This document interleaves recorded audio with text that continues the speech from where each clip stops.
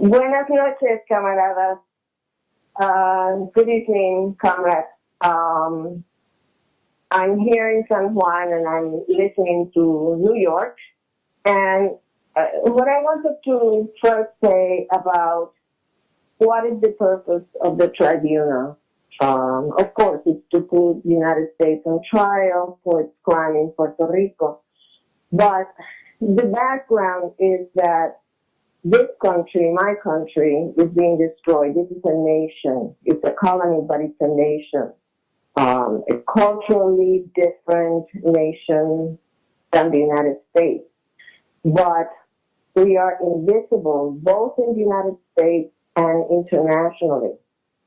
And while we are being destroyed, we're not in hardly anybody's radar.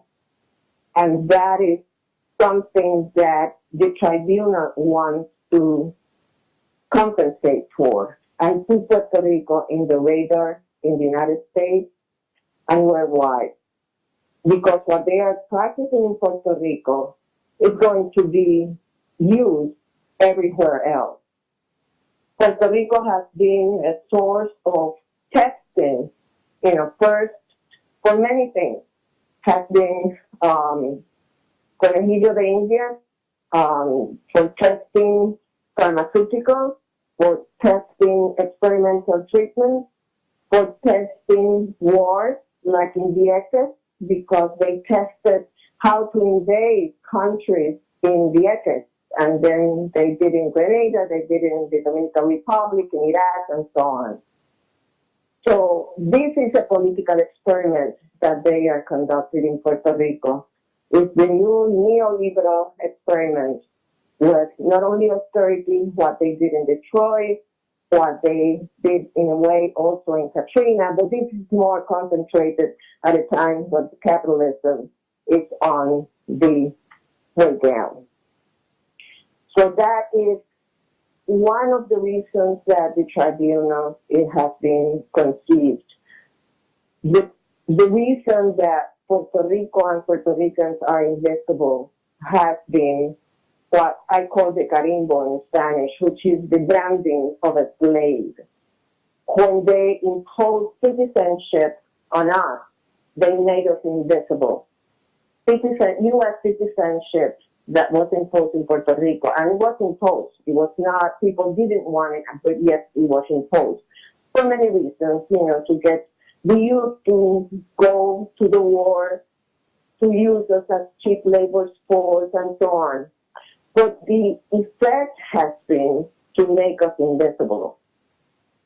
Citizenship here doesn't help Puerto Ricans here in Puerto Rico. When we go to the United States, we are seen as foreigners. We're not seen as U.S. citizens. We're seen as foreigners. In Latin America, the Latin American people, it has been a struggle to say Puerto Rico is Latin America. It's a Caribbean and Latin American country. That has been a struggle for the comrades here in Puerto Rico because we are not seen by Latin Americans as Latin Americans. We are seen as an appendage of the United States. And we can see it in the immigrant struggle. We are not seen as immigrants. It's like, well, these people have citizenship, so they are, pseudo U.S. people. So it has been, the effect has been to make us invisible and to deny us the space of the struggle. So that's why, and I have traveled to Latin America in many conferences, and very seldom you can see Puerto Rico on their agenda. It has to be pushed in the agenda. And the United States, including many of the anti-war, UNAC, of course, is an exception. But many of the anti-war, we have to consistently say, well, there is a war against Puerto Ricans, both in the United States and here, and colonialism. So this is a matter of life and death right now for Puerto Rico because Puerto Rico is being destroyed in the new way. The general situation, I'm not going to go in very detail, but the general situation is that it's the destruction of a nation, including most of all, of education. They are trying to destroy the education, not only privatization, that's one, but the effect of changing the way that education is given, to deny history, to deny culture. They want to stress mathematics and technology and science and make almost certain, like robots, that will be the product of a school, of the education system that can work anywhere in the world. And they say, they can, it can be a sport and whatever this workforce is needed, it can go without any attachment to any nation. It can be completely replaced. So it is a very dangerous thing. It's not only the privatization, the closing of 500 schools, the imposition of charter schools, that's one aspect, but it's really the destruction of a nation. The closing, they want to close and reduce the University of Puerto Rico, which is a very prestigious university. The NASA comes here to recruit scientists graduated from the University of Puerto Rico, from the Mayagüez campus. They want to destroy that. They don't need that anymore. They have already extracted the wealth. They have executed brain drain. So the conditions in Puerto Rico is very, very dire. It's destruction, not only people, also forced migration. Almost 500,000 of people have migrated, mostly to the United States, where they face racism and discrimination. There is a terrible impoverishment, which was underscored after Maria. People here thought that there is no poverty. We are the showcase of the Caribbean that was once pronounced by the United States, because when they started with the pharmaceutical and manufacturing companies. Now that is gone, and now what it shows is the extreme poverty. So, and together with that, there is the stealing of the land, of resources, and an increased repression of the movement, and the imposition of the dictatorial fiscal control board, which is a really dictatorship. It rules over and above the local government. So it is a very complicated and very dangerous situation here. And that's the purpose of the tribunal, to put Puerto Rico on the radar, to show what is really happening, and to bring solidarity. This is not an attempt to organize the Puerto Rican community in the United States. This is to bring solidarity to the Puerto Rican movement here and in the United States. It's to bring the solidarity of groups that where Puerto Rico has not in the radar, to put Puerto Rico in the radar of those organizations. It's organizations of varying, not only anti-war organizations, but any kind of labor, any kind of social movement Puerto Rico has, because there is one issue in any kind of movement, there will be one issue that can be linked to Puerto Rico. Because the same issues that are happening there are happening here, it multiplied. So there are ways that we can time what's happening in Puerto Rico with any kind of movement. And the important thing is to bring the people who have not been in solidarity with Puerto Rico, to bring them, to see what's happening in Puerto Rico and to bring solidarity. That is what's needed. We don't need exactly to go to the Puerto Rican community in New York. We need to go to the other communities where they never hear Puerto Rico, to hear what's happening in Puerto Rico, to learn what's happening in Puerto Rico, to support the struggle of Puerto Rican people. Right there and here. So that is very, very, very important, because that's what we need to do. We need to break the silence and the invisibility of Puerto Ricans, particularly in the United States. We need to spread the struggle. Because if we confine it to the Puerto Rican community, we're doing the same thing. We're keeping it invisible. We're keeping it restricted to the Puerto Rican people. And Puerto Rican people know that they are suffering. We need to know other people that Puerto Rican people are suffering, and that the United States is the one who has made that suffering possible, has created, has endured, and wants to make it eternal. So that is, and they have to learn that they are living in a country that is making misery of Puerto Rico, and if they are not, beyond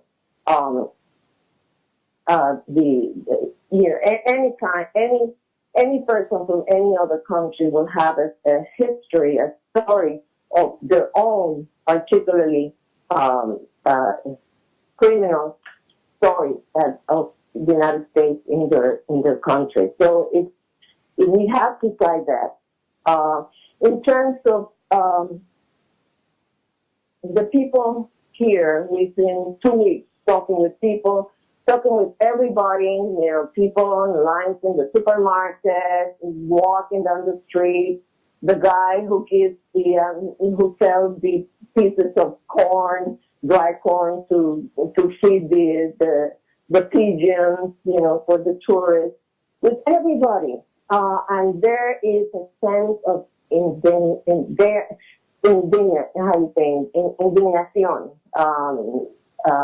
indignation of what is happening. Every day here is a new attack at every level. You mentioned healthcare. There are many attacks against healthcare. You mentioned education. I just mentioned that. You mentioned environment.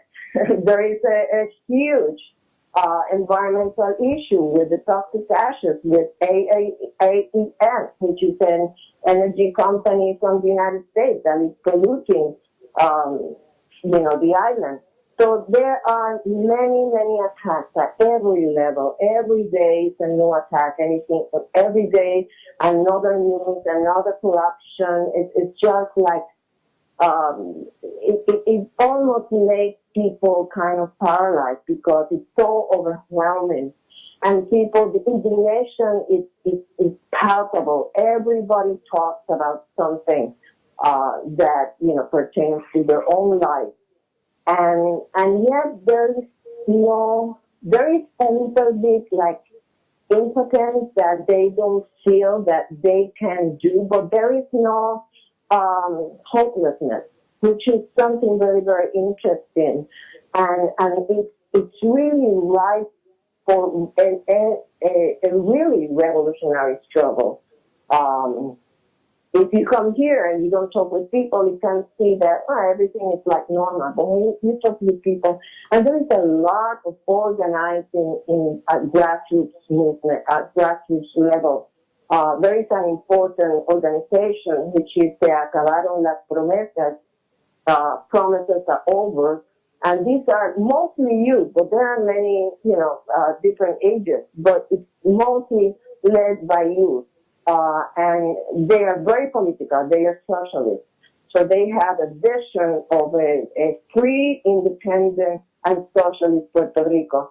And they are at the forefront of the struggle. But they are at the forefront of the FBI and the police for repression. And actually for this, there have been 2 May Day demonstrations where they have been repressed.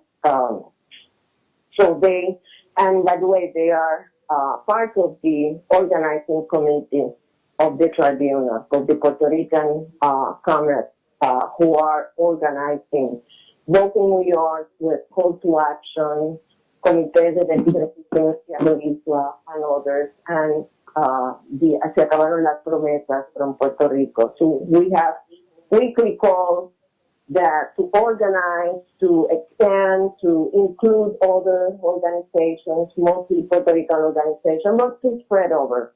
So that's an important part of the tribunal.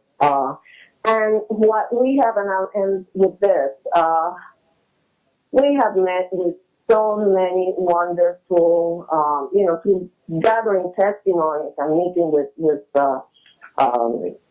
organizations and individuals, very key organizers and very key important figures in the movement here at all levels. We have the first we met was Rafael Cancel Miranda, which is, he's not just an independentista, he's a national hero, very revered by everybody.